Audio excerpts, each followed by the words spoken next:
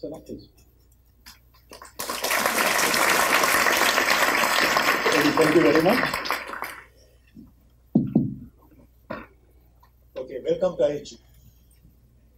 Now, I may be biased, but I would say that you have come to a fantastic place to learn and also to work, because I have been working in this place for the last 12 years and I had a lot of fun. But when I was asked to make this short speech, partially welcoming you, partially explaining what it is IHE about, well, the first thing I went into is my own domain. Urban problems, asset management, modeling, programming. I mean, these are things I do. So like many of my colleagues, we have our own, special areas. But then after, rattling this idea around for a few days, I realized that no, probably the most important experience I can share with you is completely outside my specialization. So what I'm going to do today is to share with you what I call my learning moments in my professional life at IHE. We are very fortunate at IHE as faculty members and as students because we get to experience almost the whole world, especially the developing world and world in transition, but also. So what I'm going to do is to share some experiences and what I think are the lessons that I learned from these things, which I hope will be useful to you, but if not, at least it will be amusing to hear this, this anecdote. So let's start our story from Vietnam. Can Tho city is in the very south of Vietnam, in the middle of the Vietnamese Mekong Delta. And this city is well known for its flooding. The city floods more than 20 times in a given year. I'm not talking about catastrophic floods, but small floods happen almost as a habit. So the people who are living in this city, whose roots are from agricultural communities, they seem to be very comfortable with this flooding issue, as you can see. So a social science survey that has been done some time back found out that people overwhelmingly say that we don't mind floods as long as they are small, about knee-high. We have numbers, but forget the numbers for a moment. Now, people like us from around the world, we hail this. We said that this is great. These people know how to live with floods. We were writing our little papers and, all these things. But then some years later, some of us, did some study. We look at what is the water quality of this flooding in terms of human health. What we found was, literally, the water quality of flood is very similar to the water in the sewers. So, then you ask the question, are they living with water or living with sewerage? So, it's very important to look around. You have a journey. All of you have your special areas, your hydroinformatics, your sanitation engineering, your flood resilience, but look around a little bit. And sometimes be surprised from what you see. That is my first lesson. Now, very recently, I was visiting a small town in southern Europe, and one of the municipality officers was showing me around, and she showed me what is the crown jewel as far as green infrastructure is concerned in their town. In the middle of the town, they have built this beautiful, beautiful park. And she explained all about it, how it prevents flooding, it's beautiful, and it is beautiful. But then she said something. It was designed by a very famous landscape architect, but people don't like it. People literally say that frogs make a lot of noise at night, I cannot sleep. So I was flabbergasted because, this is not what you usually experience. people pay good money to live next to places like this. So what's going on? After scratching my head for some time, I asked this question. When did you involve the people? The answer was, but it was designed by the famous architect. But apparently they did not involve people. So at the end, they end up designing a park for the frogs. Frogs were happy, but people were not. Of course, I mean, I have to say that, of course they had their reasons, yeah? Because I'm not blaming these people. It happened that way, right? It's not really, anybody's fault, but this is what happened. Now let's go to Indonesia. Island of Sulawesi, that was in news in the recent past about the floods and things like that. The city of Kendari, I was privileged enough to coordinate and conduct what we call co-learning and co-design sessions. It's a big word for things we do around the table. So what we do is we encourage a lot of experts to come together, not only experts, but most of the stakeholders, right? So then we sit around tables and we try to, teach each other a little bit about what we know, and then focus on coming up with concrete solutions for the water problems in the city. Now, one day, we were doing this for a really long time, few years, and one day when I was, facilitating these tables, I saw this lady who is far away from the tables. So she was just there. I later learned that this lady is an environmental lobbyist, but this picture will do no. But of course, she was not protecting or anything like that. This picture is completely misleading. She was a very nice lady, but she was just idling there. So I went to her and said, "Ma'am,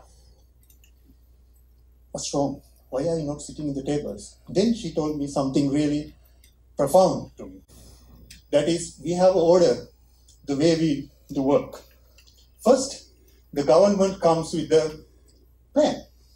We wait for that, and then we take the plan, and then we provide our critique. So what can I do here? Because still you are making the plan. I have no part for that. Right. The lesson here is, you can talk all about this co-learning business, but it's not easy. Because co-learning needs a lot of learning in itself. It's a skill, and you have to spend effort to do that right. And sometimes our education, our training go against it. So sometimes it needs what we call unlearning. We have to unlearn things that we have learned in order to get this right. Yeah. So it doesn't come for free. Now, who is responsible to impart this environment, these skills, to sit together and learn? I say it's you. You are the experts. So it's your responsibility. I say it's almost your burden, expert's burden.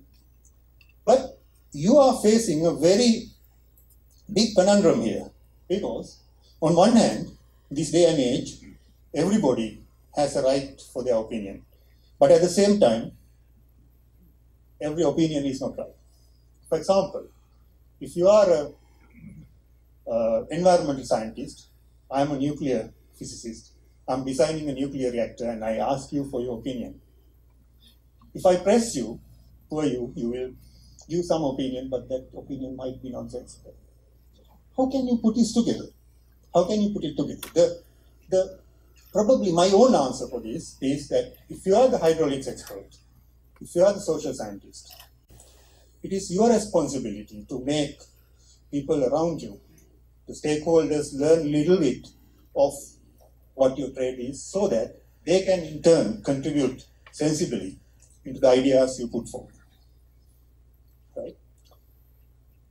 Talking about experts' involvement in stakeholder learning and co-design, let's go back to Vietnam. This is about 3 years ago, in 2016. We were invited by the Vietnamese government to do very interesting exercise. That is, they were having a climate crisis in the drinking water system, so they asked us to do a 1 week long workshop. We had about 20 Dutch experts who went from here, including myself. I don't look Dutch, but I went as a Dutch expert. And there were about 30 experts from Vietnam, and more importantly, there were a lot of important stakeholders from the city, and we sat together.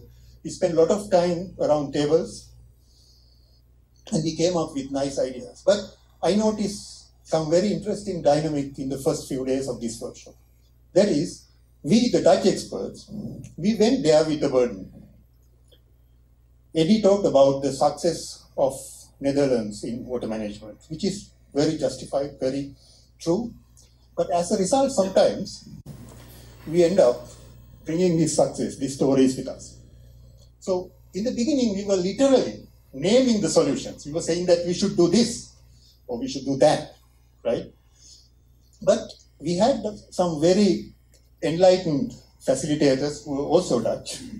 But these people started chipping away this burden little by little. By the end of the workshop, we kept our ideas aside and we really tried understanding what is the reality in Vietnam and what are the solutions you need that fit into the Vietnamese context. We came up with what we think at least as some very interesting designs. But at the very end, we had a big ceremony to conclude the training, to conclude the co-design workshop. And the director of the local water company, Savaco, said this: I thought you would try to push a Dutch solution. He literally said that. But you came up with a nice design that are appropriate to Vietnam. And this is what you really strive to achieve. By forgetting your specifics, you don't forget your skills or knowledge. You bring that. And then you try to apply it in the right context, and then it works wonders. So probably the lesson here is, if you only carry a hammer, be careful, because everything in the world is not a nail. So there is no single best solution that suits everywhere in the water world for any problem. Finally, let's come back to the country. Now this is about 8 or 9 years ago. I was new to this city and I was visiting there to start a research program. And then I was fortunate enough to meet this gentleman who was the director of the Climate Change Coordination Office of the city. And he shared a drink with me. And that was the time when a multi-year research project has just finished in the city, funded by some OECD country. I'm not going to name the people here. Then he said something very interesting. Assela, they gave us the destination. They said that the climate future of this city is going to be really bad. And your city has to become like that in order to address that problem, to improve reliability. But he said that, but we knew that. That was clear for us even before the research project. But what we needed to know is the steps, how to start that process. So for me, my mental image was something like this. You see this shining city on the top of the mountain, but then it can be very inspiring to have that idea, that vision. But at the same time, it can be very intimidating also. So we should not stop providing visions. We should go to the messy reality of providing a viable pathway to reach that. Sometimes the goal might even change, because we are living in a very much changing world. Climate change, all these things happen, so we even don't know where we want to go.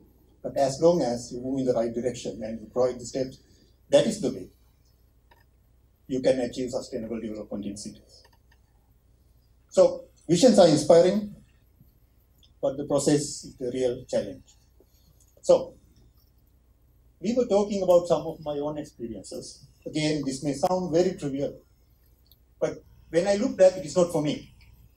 Right? These were my really important learning moments, not modeling, which, by the way, I like very much.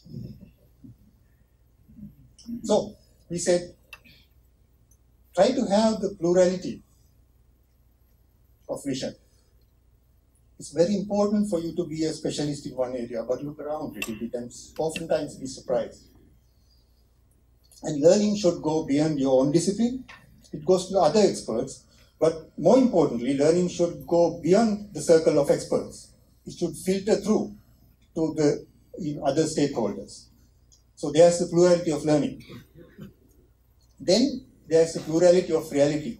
There is no single best solution that works everywhere. Be open-minded about that. Finally, there's the plurality of implementation. Visions are generic, but when you try to implement the vision, the concrete pathways are very different depending on the realities. So when you are doing your modeling, when you are doing your social science theories, when you are doing your sanitation, when you are doing your drinking water, do that. But at the same time, my urge is please remember, and once in a while, look at the big picture. And that big picture is plurality. So this was my talk. Thank you very much.